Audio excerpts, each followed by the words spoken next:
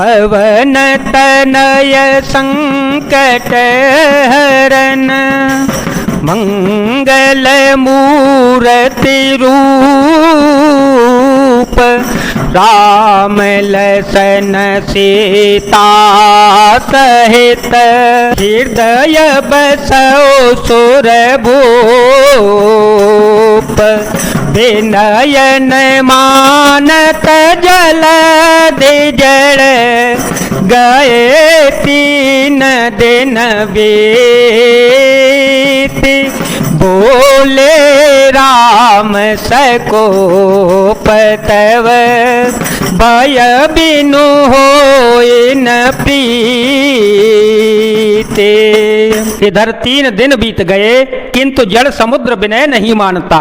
तब श्री राम जी क्रोध सहित बोले बिना भय के प्रीति नहीं होती। लक्ष्मण बाण सरासन आनो 100 बार देवे से कृसानो सतसन विनय कोटिल सन प्रीति सहज कृपन सन सुंदर नीति ममता रत सन ज्ञान कहानी अतलोभी सन बिरते बखानी क्रोधे सम कामी हरि कथा क्रोधे सम कामी हरि कथा ऊसर बीज बहे पल जथा ऊसर बीज बहे पल जथा। हे लक्ष्मण धनुष बाण लाओ, मैं अग्निबाण से समुद्र को सोख डालूंगा। मूर्ख से विनय, कुटिल के साथ प्रीति, स्वाभाविक ही कंजूस से सुंदर नीति, उदारता का उपदेश, ममता में फंसे हुए मनुष्य से ज्ञान की कथा, अत्यंत लोभी से वैराग्य का वर्णन, क्रोधी से सम शांति की बात और कामी से भगवान की कथा। इनका वैसा ही फल होता है जैसा ऊसर में बीज बोने से होता है, अर्थात ऊसर में बीज बोने की भांति यह सब कार्य व्यर्थ जाता है। अस कहि रघुपति चाप चढ़ावा अस कहि रघुपति चाप चढ़ावा यह मत लक्ष्मण के मन भावा यह मत लक्ष्मण के मन भावा।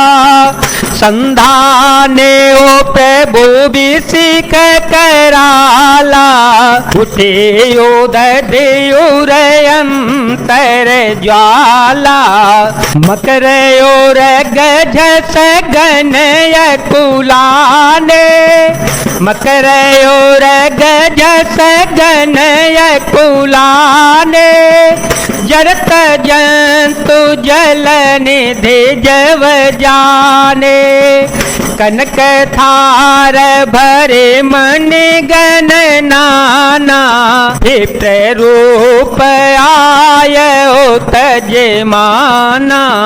ऐसा कहकर श्री रघुनाथ जी ने धनुष चढ़ाया। यह मत लक्ष्मण जी के मन को बहुत ही अच्छा लगा। प्रभु ने भयानक अग्निबाण संधान किया जिससे समुद्र के हृदय के अंदर अग्नि की ज्वाला उठ गई। मगर सांप तथा मछलियों के समूह व्याकुल हो गए। जब समुद्र ने जीवों को जलते हुए जाना तब सोने के थाल में अनेक मणियों रत्नों को भरकर अभिमान छोड़कर वह ब्राह्मण के रूप में आ गया। कांटे पाई कदरी फरे कोटि जतन को सींच विनयन मान खगेश सुनो डाटे पे नवनीच।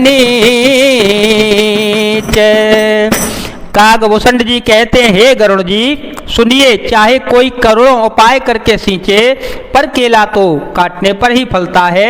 नीच विनय से नहीं मानता, वह डांटने पर ही झुकता है, रास्ते पर आता है। सभय सिंधु गही पद प्रभु के रे क्षमहो नाथ सवयव गुण मेरे, गगन समीर अनल जल धरनी, इनका नाथ सहज जड़ करनी, तब प्रेरित माया उपजाए, सृष्टि हेतु सब ग्रंथन गाए, प्रभु आय तुझे कह जसहि, सोते ही भांति रहे सुख लहि।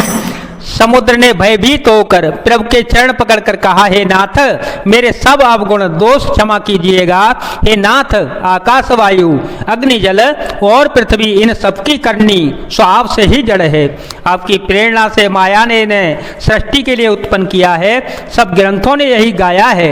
जिसके लिए स्वामी की जैसी आज्ञा है वह उसी प्रकार से रहने में सुख पाता है। प्रभु बल की मोहि सिख दीनी, प्रभु बल की मोहि सिख दीनी, मर्यादा पुण्य तुम्हारे कीनी, मर्यादा पुण्य तुम्हारे कीनी, डोल गवार शूद्र पशु नारी, सकल ताड़ना के अधिकारे, प्रभु प्रताप में जाव सुखाई, प्रभु प्रताप में जाव सुखाई, उतरे ही कट कुन मोरी बड़ाई,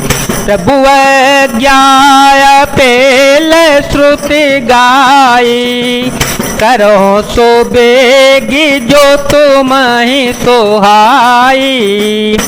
प्रभु ने अच्छा किया जो मुझे शिक्षा दंड दी, किंतु मर्यादा जीवों का स्वभाव भी आपकी ही बनाई हुई है।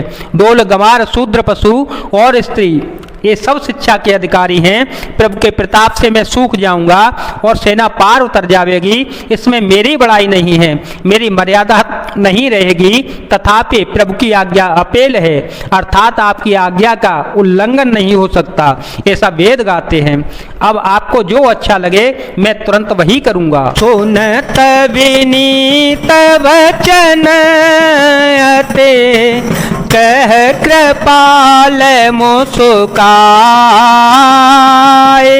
ये विधि उतरे कपे कटको, तात सोलह हो पाए।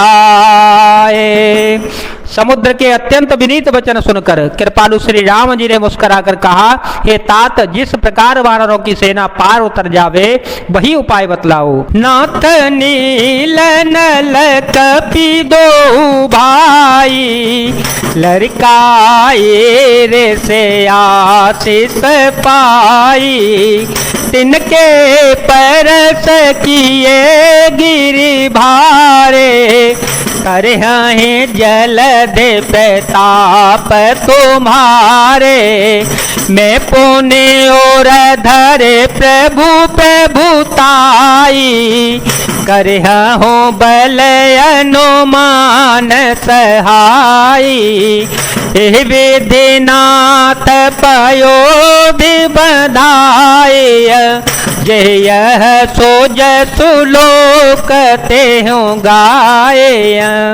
समुद्र ने कहा, हे नाथ नील और नल दो वानर भाई हैं, उन्होंने लड़कपन में ऋषि से आशीर्वाद पाया था, उनके स्पर्श कर लेने से ही भारी से भारी पहाड़ भी आपके प्रताप से समुद्र में तैर जाएंगे। मैं भी प्रभु की प्रभुता को हृदय में धारण करके अपने बल के अनुसार जहाँ तक मुझसे बन पड़ेगा सहायता करूंगा। हे नाथ इस प्रकार समुद्र को बंधाइए जिससे तीनों लोकों में आपका सुंदर यश गाया जावे।